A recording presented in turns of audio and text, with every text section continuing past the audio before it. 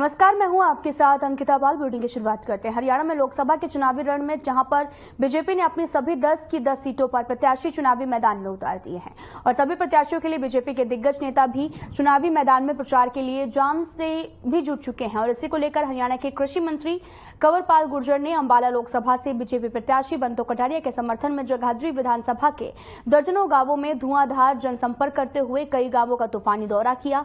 इस दौरान उन्होंने बताया कि हरियाणा में 2019 के चुनावों से भी अधिक मतों से 10 की 10 सीटों पर बीजेपी जीत दर्ज करेगी।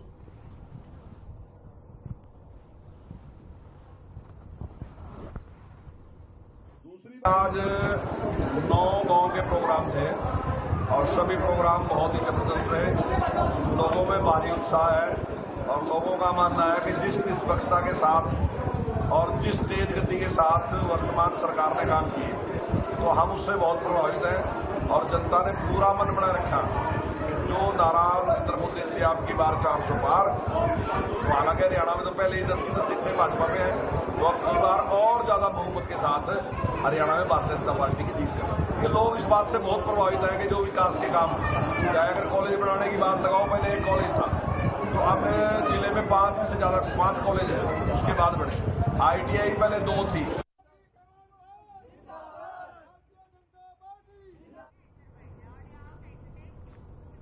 तो वहीं हरियाणा के पूर्व मुख्य सचिव RS चौधरी का बयान सामने आया, जिसमें उन्होंने कहा कि देश में जो नए राज्य बने हैं वहां पर राजधानी व हाईकोर्ट भी बन गए हैं। अलग राजधानी हरियाणा के बीच में स्थापित होनी चाहिए। इसके साथ ही उन्होंने कहा कि झारखंड हाईकोर्ट के पूर्व चीफ जस्टिस वीरेंद्र वर्मा ने चंडीगढ़ का रेलवे स्टेशन पंचकुला में है, लेकिन पंचकुला का कोई जिक्र नहीं होता। आज हाईकोर्ट में पंजाब के जजों का कोटा ज्यादा है। उत्तराखंड बनते ही राजधानी और हाईकोर्ट भी बन गया है, लेकिन हरियाणा के साथ में अन्याय हो रहा है।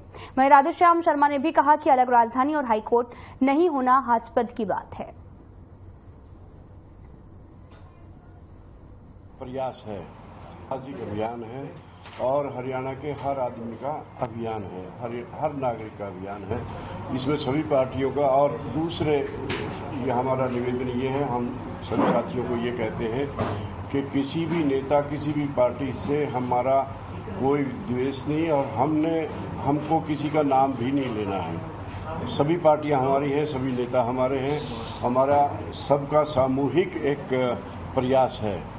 तो मैं सबसे पहले इसकी थोड़ी सी ब्रीफ बैकग्राउंड ये दे दूं कि हरियाणा बनाओ अभियान है जो हमारे आने वाली पीढ़ियों के लिए हम एक संपूर्ण, एक समृद्ध, एक जीवंत, एक संबंधित हरियाणा सौंपने का संकल्प और सर्जन यात्रा, इसको हम कहते हैं कि ये सबके हमारे हरियाणा प्रदेश के सब क्षेत्रों की संस्कृति का कल्चरल इंटीग्रेशन करके एक सांस्कृतिक एक रास्ता या सामाजिक समरसता, सौहार्द, इनको स्थापित करते हुए हमारी एक विशेष पहचान बने हरियाणा की।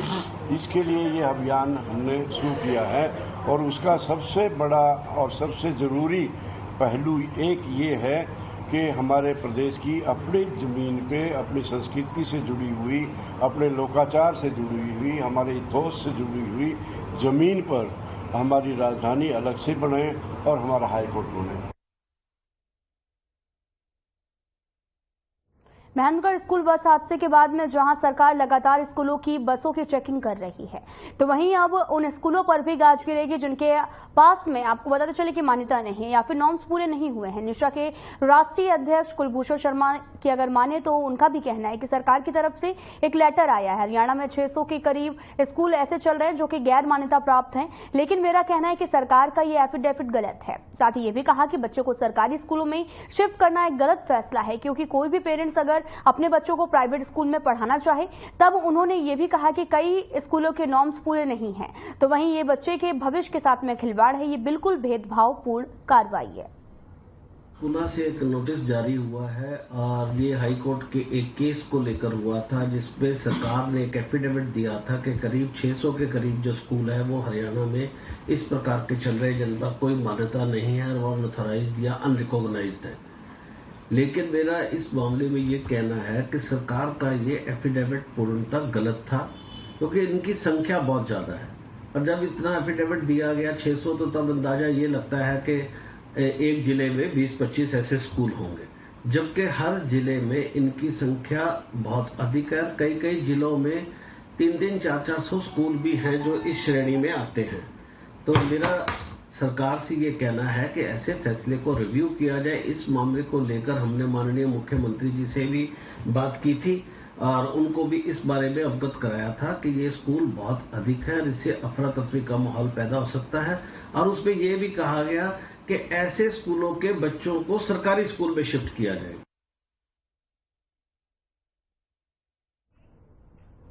किसानों का पंजाब में रेल रोको आंदोलन जारी है, जिसके चलते अमृतसर दिल्ली रेल मार्ग दोनों तरफ से जाम है। अंबाला कैंट रेलवे स्टेशन पर यात्री दूसरे दिन भी परेशान होते दिखे। रेल मंडल का भी कहना है कि कुछ ट्रेनें रद्द की गई हैं, तो वहीं कुछ का रूट भी बदला गया है। आंदोलन लंबा चला तो जम्मू कश्मीर में तेल की डिलीवरी भी प्रभावित होगी। वहीं रेल विभाग पंजाब सरकार की तरफ देख रहा है, वे कब किसानों को ट्रैक से हटाएंगे। रेल मंडल से 13 ट्रेनें रद्द कर दी गई हैं और 16 जो आपको बताते चले कि 6 ट्रेनें बीच रास्ते में रद्द करनी पड़ी। रेलवे द्वारा 85 ट्रेनों के रूट बदले गए हैं। रेलवे का भी कहना है कि आंदोलन लंबा चला तो जम्मू कश्मीर में तेल की सप्लाई में दिक्कत आएगी।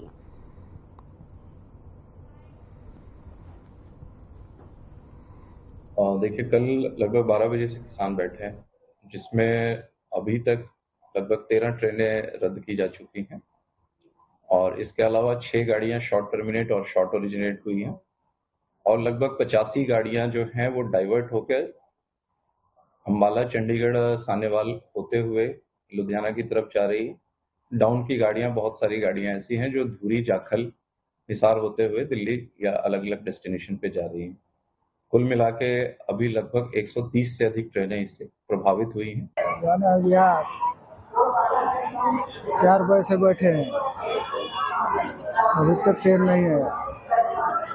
रेलवे द्वारा क्या कुछ जानकारी दी जा रही है? क्या टाइम पर टाइम दे रहा है लोग? बताया जा रहा है क्यों ट्रेन लेट हो रही है, क्या वजह? नहीं, कुछ नहीं बताया जा रहा। सर कल 4 बजे से बैठे हुए हैं, ट्रेन आ नहीं रहा है। वहाँ से पूछताछ पे जाते हैं तो बोलते हैं कि ट्रेन का कोई सुविधा ही नहीं है। हम बोले आज शाम तक ट्रेन है कि नहीं है। हाँ, और बोलता है कि जो ट्रेन आएगी कि ना आएगी मेरा पता नहीं है। हाँ, इसके बाद हम क्या करें? पूछताछ से पूछे थे। अंबाला स्टेशन पे कहीं 2 दिन से गाड़ियां बंद पड़ी हैं, जिससे हमारे कामकाज को बहुत ज्यादा फर्क पड़ रहा है और यहाँ पे काफी पब्लिक फंसी पड़ी है और कहीं सवारी मतलब जो छोटे बच्चे हैं उनको काफी परेशानी हो रही है। इस चीज के बारे में मतलब मेरी यही गुजारिश है, इस समस्या का हल किया जाए। सोनीपत में हत्याओं का सिलसिला रुकने का नाम नहीं ले रहा। ताजा मामला गांव मोहाना से सामने आया, जहां पर एक व्यक्ति को दिन दहाड़े गोली मारकर बेरहमी से हत्या कर दी गई। वारदात को अंजाम देकर आरोपी मौके से फरार हो गए। पुलिस ने मामले पर आपको पता चले कि मौके पर एफएसएल टीम से तथ्य भी एकत्रित किए और साथ ही शव को कब्जे में लेकर सिविल अस्पताल के पोस्टमार्टम के लिए भेज दिया है। परिजनों की पुलिस से मांग है कि आरोपी जल्द गिरफ्तार किए जाएं। फिलहाल इस दौरान परिजन काफी खौफ में भी हैं।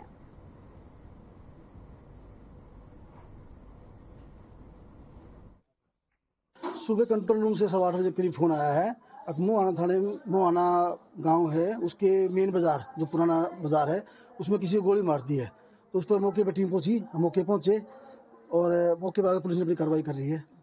तो क्या नाम था? मृतक का नाम रवि सन ऑफ कृष्ण है, 30 साल इसकी उम्र है। इसकी चाचा ने अपनी स्टेटमेंट दी है रोहतास में। क्राइम टीम आई है, क्राइम टीम ने अपना काम किया है और हम कर रहे हैं, जांच चल रही है। गोलियां कौन पाए गए? खोल 7-8 के करीब गोल पैल मिले हैं और मृतक के शरीर पर निशान मिले हैं। बाकी एफएसएल टीम और हम काम कर रहे हैं, जल्दी पूरी कार्रवाई होगी।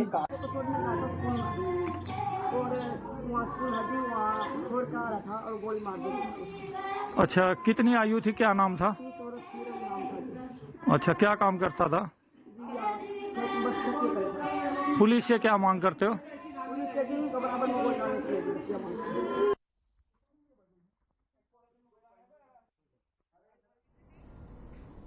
अनाज मंडियों में गेहूं आवक की रफ्तार ने तेजी पकड़ ली है, जिसको लेकर मंडी की व्यवस्थाओं का निरीक्षण करने के लिए मत्स्य विभाग के एसीएस श्रीकांत बालगढ़ ने घरौंदा अनाज मंडी का दौरा किया और इस दौरान उन्होंने मंडी पहुंची फसल और लिफ्टिंग के बारे में मंडी बोर्ड और खरीद एजेंसियों की अधिकारियों से भी चर्चा की है।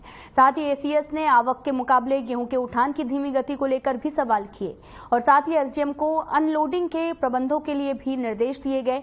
किसानों और आढ़तियों की तरफ से गेहूं में नमी की मात्रा और काला दाना होने की शिकायत करते हुए गुणवत्तापूर्ण मानकों में रियायत देने की भी मांग की गई। इस दौरान एसीएस ने यह भी कहा कि मंडियों से प्राप्त जानकारी को देखते हुए खरीद एजेंसियां अधिकारी इस विषय को चेक करेंगे। आज घरौंदा की अनाज मंडी की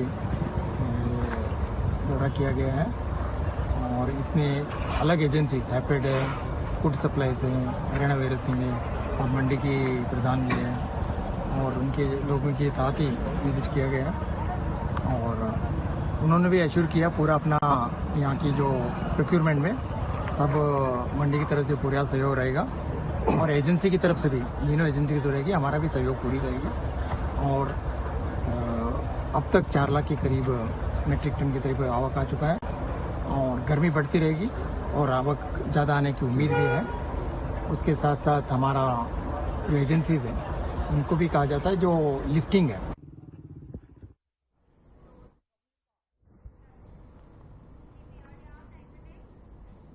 हरियाणा में गेहूं के सीजन में सभी मंडियों में फसल खरीद का कार्य सुचारू रूप से चल रहा है। मंडियों में व्यापारियों और किसानों की समस्याओं का समाधान भी किया जा रहा। साथ ही आपको बताते चले कि हरियाणा के मुख्य सचिव TVSN प्रसाद ने भी कुरुक्षेत्र के थानेसर अनाज मंडी के पास में पड़ी गेहूं और पिपली अनाज मंडी में गेहूं का निरीक्षण करने के उपरांत अधिकारियों को कुछ आवश्यक दिशा निर्देश दिए। उसके साथ ही मुख्य सचिव ने व्यापारियों से भी खरीद कार्य उठान कार्य के बारे में बातचीत की। साथ ही खरीद कार्यों में और सुधार लाने की किसानों, व्यापारियों और अधिकारियों से सुझाव भी लिए हैं।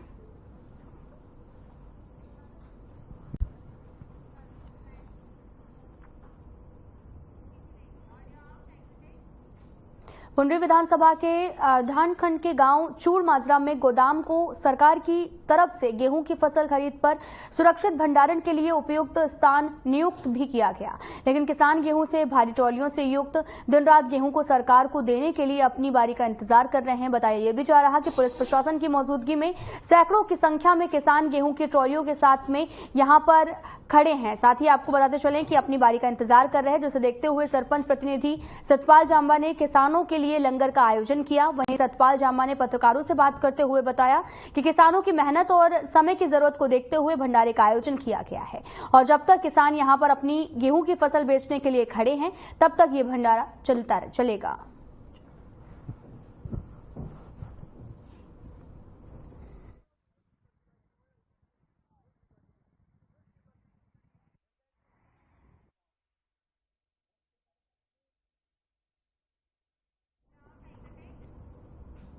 तो बढ़ते आगे, इनालो प्रदेश अध्यक्ष नफे सिंह राठी के हत्यारों की गिरफ्तारी और मुख्य साजिशकर्ताओं का नाम उजागर करने की मांग को लेकर बहादुरगंज जो है वो बंद है। आपको बताते चले कि नफे सिंह राठी के परिजन और समर्थक रेलवे स्टेशन के पास में एकत्रित हुए और वहां पर पैदल चलते हुए व्यापारियों से दुकान बंद करने की अपील की। समर्थकों ने हाथों में स्वर्गीय नफे सिंह राठी को न्याय की मांग दिलाने की तख्तियां भी लेकर रखी थी, जिसके बाद में दुकानदारों ने भी अपनी दुकान बंद करके पीड़ित परिवार को न्याय दिलाने का समर्थन दिया है।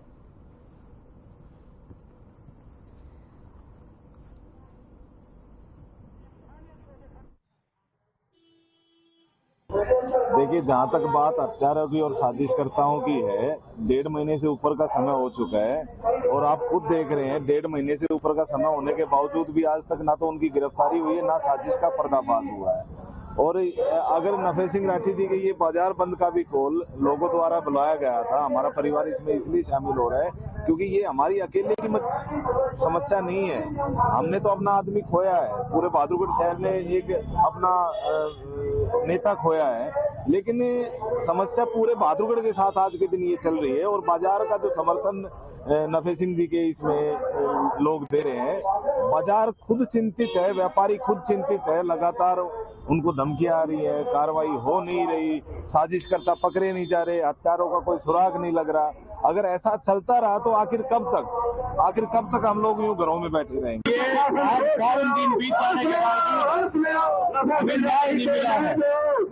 अगर न्याय के लिए हमें सड़कों पर उतरना पड़े, हमें सरकार की गलतियां हैं, प्रशासन की नाकामी है, इस वजह से हमें सरकार के खिलाफ सड़कों पर उतरना पड़ रहा है।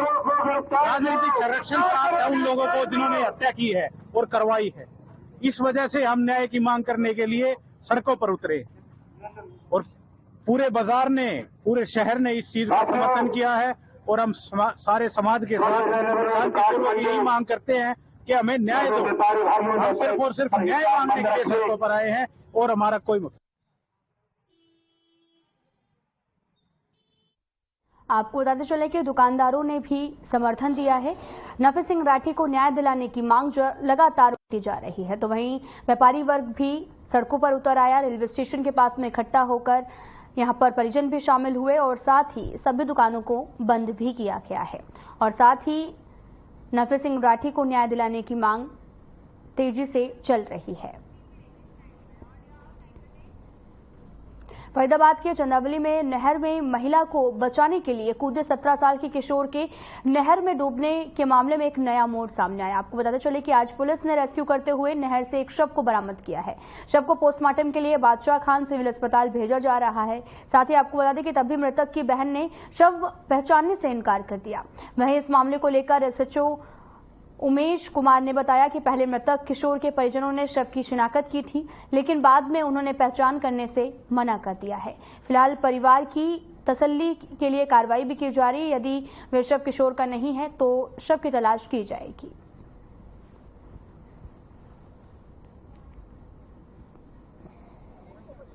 का बच्चा किसी औरत को बचाने के प्रयास में डूब गया था। आज हमारे गोताखोर आए थे और हमने बड़ी मेहनत करके एक डेड बॉडी प्राप्त की थी। डेड बॉडी मिलने के बाद इन लोगों ने कहा कि हाँ हमारे बच्चे, उसके बाद हम पोस्टमार्टम के लिए उसके हॉस्पिटल में लेके आए। पोस्टमार्टम उसका 99% हो भी चुका है, खाली पैकिंग होता है। उसके बाद ये कह रहे हैं कि बॉडी हमारी नहीं, इनकी पूरी तसल्ली की जाएगी। हम 72 घंटे के लिए डेड बॉडी को फिलहाल रखेंगे। अच्छा दोस्त सर, एक चीज और पूछना चाहूंगा कि कल ये लोग कह रहे थे कि आप लोग इनके साथ नहीं थे, मतलब ढूंढा नहीं गया था बच्चे को। मैं स्टार्टिंग से इनके साथ हूँ, शादी खड़े हूँ। सर ऐसा क्या वजह निकल के आ रही है कि ये क्यों मना कर रहे हैं? सर मना नहीं कर रहे, सभी लोग कह रहे हैं आप हमारे स्टार्टिंग से ही साथ हैं। देखो 4 बजे के बाद हमारे पड़ोसी होता है, हमारे नैनीताल के पास का एक आदमी आया था, कह हमारा भाई कूद गया है बाइक से। हम पूछे कोई बात नहीं, कह रहे एक महिला के चक्कर में 45 साल की महिला है, उसके बचाने के चक्कर में कूद गया है। लेडीज को बचा लिया, लड़का को नहीं बचाया। लड़का के हाथ रस्सी, जैसे रस्सी है ना, फेंके दो रस्सी फेंके, एक रस्सी तो बिल्कुल छोड़ दिया। महिला को बचा के फिर निकल गया है, महिला को बचा लिया, लड़का को नहीं बचा। जी हमारा लड़का किसी महिला को बचाने के लिए कल नहर में कूद पड़ा है, उसकी बॉडी अभी तक हमें नहीं मिली है। बॉडी तो बता जो बॉडी मिली थी वो हमारे बच्चे की नहीं है। अच्छा, सुबह मिली थी बॉडी कोई? जी हाँ, कोई दोपहर को दिए इन्होंने 3 बजे। आपके रिश्तेदार हैं जो लड़के का जीजा है, वो खुद गया था जी गया था वो, लेकिन वो होपलेस हो गया, वो नहीं पहचान पाया। वो घबरा के एकदम बोलते कि हाँ हमारा है। उसने खाली कपड़े देखे थे। अब कौन मना कर रहा है कि बॉडी? हम लोग मना कर रहे हैं, उसकी बहन मना कर रही है, उसका भाई मना कर रहा है। जी हाँ।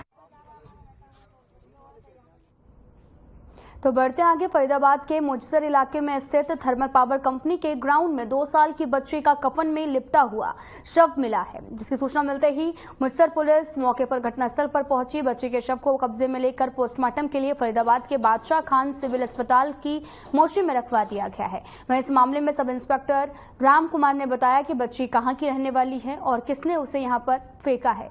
इस पर मामले की जांच लगातार जारी है।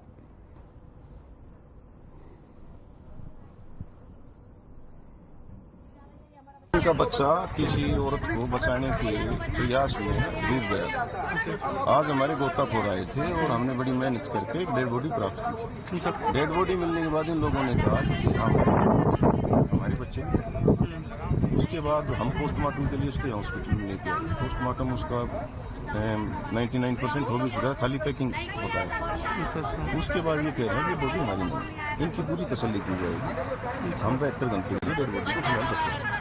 अच्छा दोस्त सर, एक चीज और पूछना चाहूंगा कि कल ये लोग कह रहे थे कि आप लोग इनके साथ नहीं थे, मतलब ढूंढा नहीं गया था बच्चे को। मैं स्टार्टिंग से इनके साथ हूँ, शादी खड़े हूँ। सर ऐसा क्या वजह निकल के आ रही है कि ये क्यों मना कर रहे हैं? सर मना नहीं कर रहे, सभी लोग कह रहे हैं आप हमारे स्टार्टिंग से ही साथ हैं। देखो 4 बजे के बाद हमारे पड़ोसी होता है, हमारे नैनीताल के पास का एक आदमी आया था, कह हमारा भाई कूद गया है बाइक से हम सोचे कोई बात नहीं करे, एक महिला के चक्कर में 45 साल की महिला है, उसके बचाने के चक्कर में कूद गया है। लेडीज को बचा लिया, लड़का को नहीं बचाया।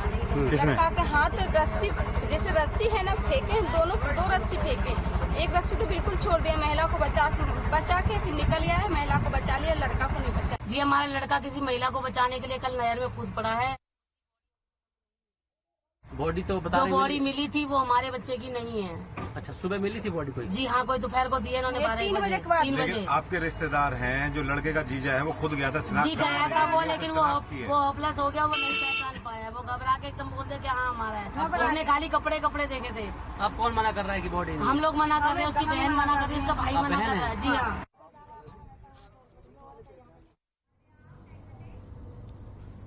संघ लोक सेवा आयोग के परिणाम में आपको बताते चलें कि सरपताह क्षेत्र के पिपरौल निवासी सृष्टि मिश्रा ने अपने पहले ही प्रयास में 95वीं रैंक लाते हुए आईपीएस पद पर चयनित होकर क्षेत्र के साथ ही पूरे जनपद का नाम रोशन किया है।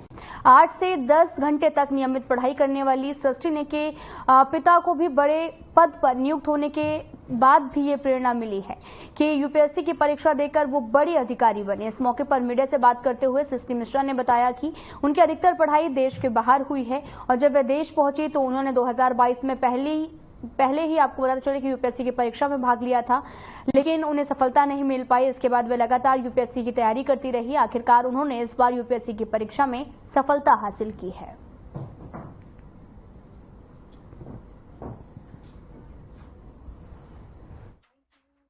मेरी बिटिया लगती हैं। बिटिया हैं, आप उनकी मौसी लगती हैं। मौसी होने के बावजूद भी आपने माँ जैसा प्यार दिया। राजू मौसी तो एक कहने का नाम हो गया, मैं उनकी माँ हूँ। माँ है। एक्चुअली हमारी सारी बेटियां जो है जितनी हैं सब अलग अलग बटी हुई हैं।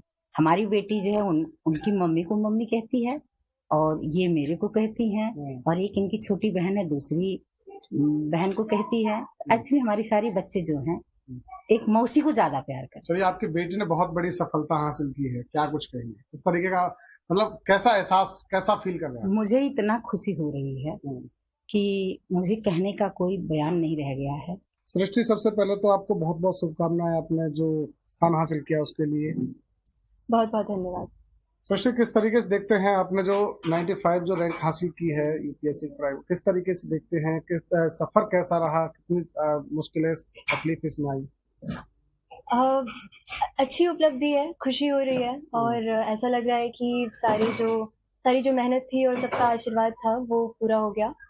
और चैलेंजेस होते हैं, हर यूपीएससी एस्पिरेंट को हैं, तो उनको ओवरकम किया और आखिर सफलता मिली, तो खुशी है और अच्छा लगता है। कैसा माहौल लग रहा है, क्योंकि लगातार हम देख रहे हैं कि बधाई देने वालों के तांता लगा हुआ है, इलाके के लोग आ रहे हैं, आपको क्या कहेंगे? बहुत अच्छा लग रहा है, सबकी दुआएं हैं, सबका आशीर्वाद है। मुझे ये पता है कि सबके आशीर्वाद से मैं आगे की जो मेरी जर्नी है उसमें मैं अच्छा काम करने का मुझे वो इंस्पिरेशन मिल रहा है।